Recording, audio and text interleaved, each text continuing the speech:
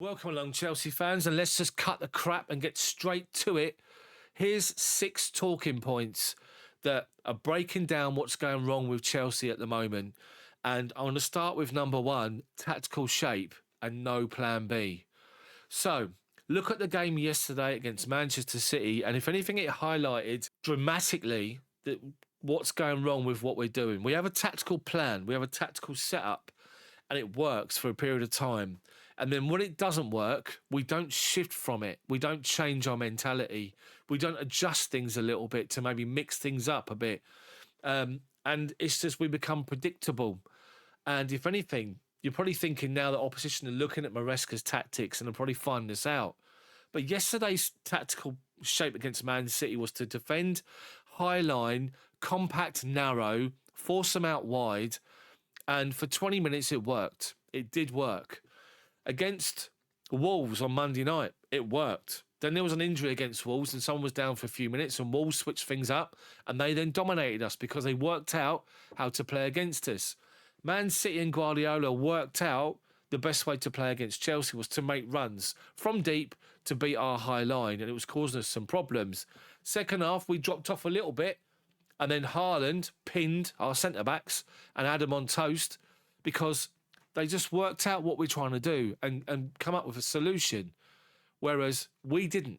Our solution was to drop off a little bit, but still sit defensive. And it's just a lack of plan B is the real point I'm trying to make here. We've got to come up with an alternative. When things are not going as well as they should be, where we're getting to a point where, we're really struggling to break teams down or we're chasing the game because we've gone behind, we should have a plan B, and we haven't got one. And that's the first big point. I want to know if you agree with point number 1, tactical shape and a plan B. Let me know in the comments section below.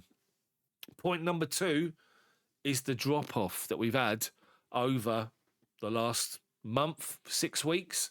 And when I say drop-off, it's in-game where something changes and our performance just disappears. We lose all cohesion. Our passing becomes crap. We're giving away stupid fouls in attacking areas. We're just not at where we need to be, and I don't understand what it is. We were playing free, as I said before, leading up, beginning of the season, up until Christmas, that Christmas period, we were playing free, we're being expressive, and we do it to a point, but it stops, and we just have this drop-off where we no longer believe in what we're trying to do. And it's again, it links with point number 1 to a point, but the drop-off is something that needs to be considered and spoken about, because why does it happen? Where's the reaction from the manager on the sideline, encouraging people? Where's the leaders on the pitch, getting everyone to, G yourselves up, keep going, get forward on the front foot, play front foot, positive football with intensity, with pace. Where does it go? Because it's there. Like in a half, at the beginning of the half, Wolves game, beginning of the half, it's there, and then just disappears. And then only when we go in at half time and have a bit of a chat at half time about things, we come out and it's back again. I know we're a young team, I know we're a young squad, but surely the want to play well, your what's the word? Your desire, your hunger is still there. So if 1 or 2 players start to sort of ease off a bit or drop off a bit, it affects everybody else. And that's where you need the sideline, the manager, the coaching team, the players on the pitch, the leaders, to pull people along. John Terry and Lampard and Drogba and Cech would never stand for it. But it's happening. So why is it happening? Do you agree that a drop-off is a valid point that I'm talking about? Let me know in the comments section below. Point number 3, Robert Sanchez. Now, I just want to say this because I'm not going to go after him. I'm not going to dig him out, and I don't want to incite hatred against Robert Sanchez. Let me just say that. Sanchez, for the most part, is a good shot stopper. He makes unbelievable stops at times.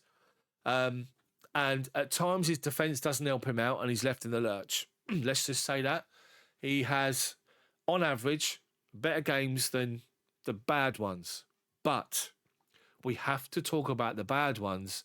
And the last week in particular, a stat come up on the game yesterday, errors leading to goals in the Premier League and the goalkeepers. He's up there with level best at 5. 5 mistakes have led to 5 goals. And the manager's come out and defended him. He has defended him, and you expect him to. He's not going to call out his player in a press conference. He said that Sanchez was the first to go in and admit his mistake, and that's all well and good. But getting back to point one, the tactical shape, and you've got like a framework of what you're trying to do. You work all week in a set plan, a tactical plan, tactical shape, to try and sort things out and to get an idea of where you want to be, how you want to play. And Maresca spoke about, well, we got the goal early against Man City. That's what they worked on, pressing and pushing high. But you can't account for a goalkeeper that does what Sanchez does at times, because what it does, and think of the clip in-game, the slow-mo of Enzo Fernandez turning away and just doing this and shaking his head, because what it does, it has a ripple effect for the team. The defence look at the goalkeeper and think, oh, he's prone to a bit, I'm not sure. Is he going to save this? Is he going to hold it? Is he going to make a clanger? What he did yesterday against Man City was unforgivable for me. Absolutely unforgivable. And I'd rest him. I'd put Jorgensen in because the guy's confidence is shot, Sanchez. He's so nervy now that he knows he's potentially going to make a mistake. And you can't have that in a team that's challenging for top four. You can't account for this. No one can prepare for trying to catch the ball and dropping it on someone's back and it falls straight to the attacker for Wolves and they score to make it 1-1 on Monday night. No one can account for the goalkeeper just roaming where he didn't need to be. And just honestly, think of Erling Haaland's celebration. He was like, what else could I do? He couldn't believe it himself, honestly. So Sanchez has been dug out by a lot of Chelsea fans, and I understand it, but let's not go too far. Let's not get to the point where it's like a hatred, because, as I say, he's a good shot stopper, and the mistakes he's made compared to the saves he's made, he makes more saves than mistakes. So we have to understand that. But you can't account for the fact that he makes these mistakes that cost us goals in big games, and that, yesterday, turned the game. We're still playing defensive and crap yesterday, but we were at 1-1, and anything could have happened because we still could have opened the door, but we didn't. So Sanchez is point number 3. Let me know in the comments section. Point number 4, and I have to say it, I don't want to, but I have to, is Nicolas Jackson, because of the feedback I'm getting on my channel, the feedback that I see on social media, and the feedback that is there genuinely. So let's have an open discussion about Nicolas Jackson. Now, my point of view is this. Jackson was a winger converted to a centre forward. Take Jackson where he was when he started last season, trying to be up there leading the line, to where he is now.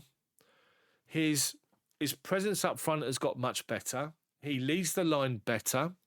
He's stronger. He's now coping a lot more with the demands of the Premier League. And a lot of the time, he's doing the dirty work for us that people don't recognise. The flip side of that is he's in a position to score goals and he misses more than he scores because he rushes his chances. He's probably got a lot of pressure on him because he knows that he's the main man leading the line and he's trying to do everything that he's not used to doing. I'm not making excuses, but he's rushing at opportunities. His finishing is there to be desired at times, but he's still scoring goals. He's still getting in the right areas, which is a positive. The improvement from Jackson, as I keep saying to you, is tenfold compared to when he started. So we just I know people demand more. He's a striker. He should be putting the ball in the back of the net. Yes, he should. For me, the only way we're going to solve it is we go out and get either maybe Delat from Ipswich, but he's not exactly prolific, or we go and get Isaac or Watkins from Newcastle or Watkins from Aston Villa. They're the two strikers that we could really do with right now. But it's going to take a lot of money to get that deal done. And the clubs are not going to sell anyway. So just give Jackson a bit of time. It's frustrating as hell. I know it is when he misses chances, especially when you could have won your games. But long term, it'll come. But right now, it is a problem, him not scoring as many as he should. So let's discuss it. Let me know in the comments section. So that's the 4 points out of 6 so far. Hopefully you're enjoying the video. If you are, smash a like on it for me so YouTube puts it out there to more Chelsea fans to read and to watch and hopefully get involved with the conversation. So point number 5 for me, which is contributing to our problems, is rotation in our defensive line and our back four. It's unsettling. It's completely unsettling because think of the old saying in football that, you build from a solid base. You build successful teams. They start with a solid back four, a solid base, and then a core that runs through that team for the centre back, the centre midfield, and the striker and the goalkeeper. That's your core, but you must have a solid base to build on. This is why managers go into teams like Graham Potter's gone into West Ham.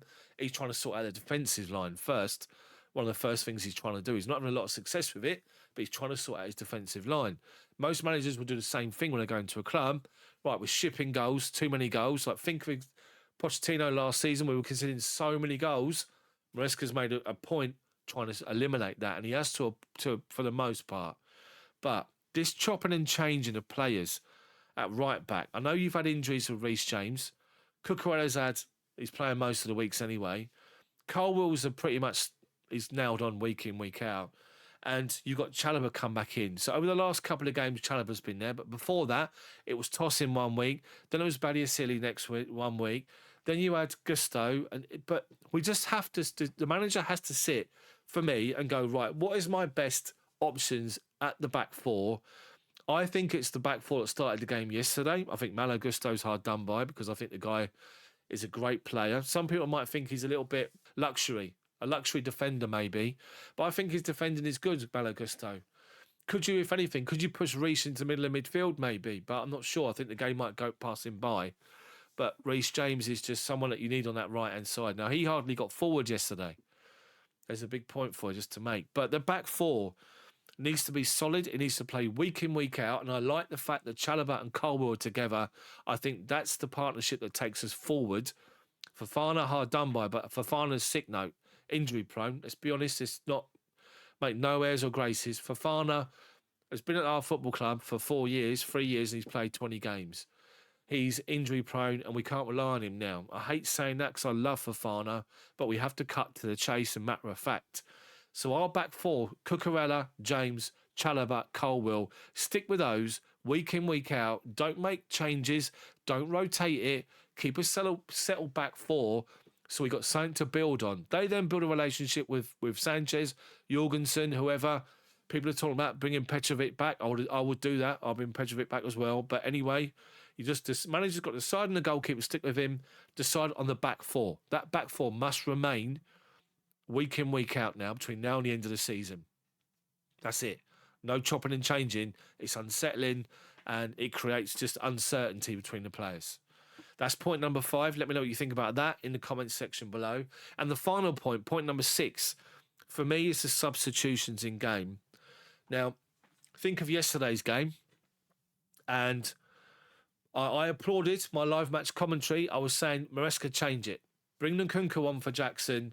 And I said at the time, you can check it out on the channel, on my video on the channel, the live video, the commentary. I said at the time, Nkunku is much more mobile up front and he will give Man City a different problem to deal with because Jackson is mobile to a point, but Nkunku's lightning quick. And he will give him a bit of a different option trying to run off the shoulder. Jackson will run in the channels to do the hold-up. Nkunku will get in behind and we can play balls over the top to him. And that's what I was expecting. Nkunku spent more time closer to our defensive line, our back four, dropping in and picking the ball up, than he did going forward. Then you have Gusto come on, and you had Neto come on, and none of them made any impact in that game whatsoever. So think of the talent that we've got on our bench, week in, week out, that are not starting in games. Think of the options that we've got to change. It all links in with the tactical shape, point number 1 that I'm talking about.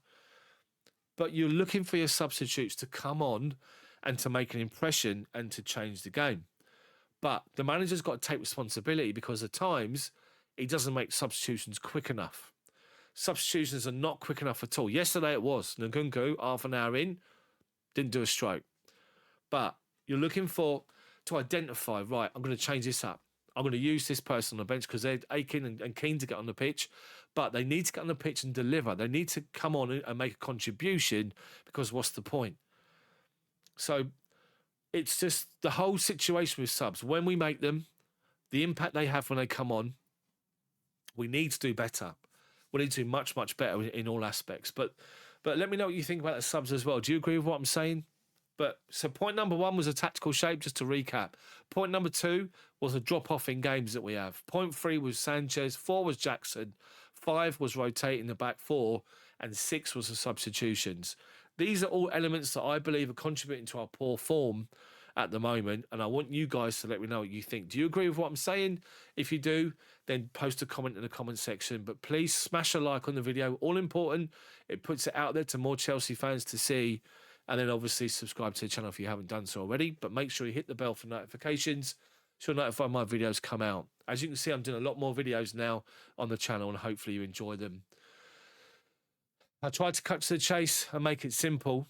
Let me know what you think in the comment section. Thanks a lot for watching. Keep your heads up. See you soon. We could be Tottenham. Look at them. See you soon.